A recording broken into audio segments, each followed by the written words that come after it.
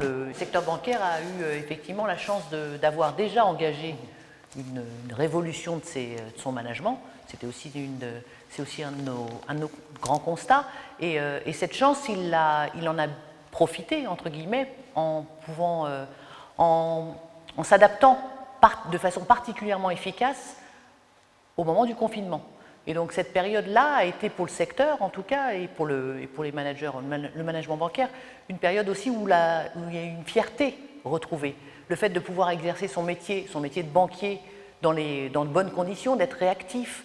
L'ensemble des équipes se sont alignées. Donc il y avait aussi à la fois cette histoire d'un management un peu hiérarchique, un peu militaire, mais qui là, pour le coup, a servi. Et tout le monde s'est retrouvé aligné pour le même objectif et servir les clients.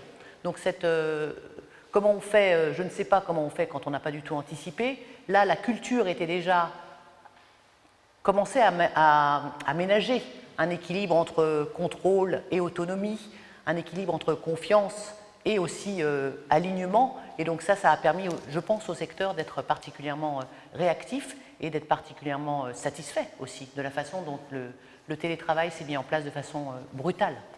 Certains diront c'est parce que le secteur bancaire a de l'argent, pas, mais je ne pense pas seulement, mais c'est aussi pionnier en termes de pratique, pionnier en termes d'innovation managériale, pionnier sur l'envie d'expérimenter aussi.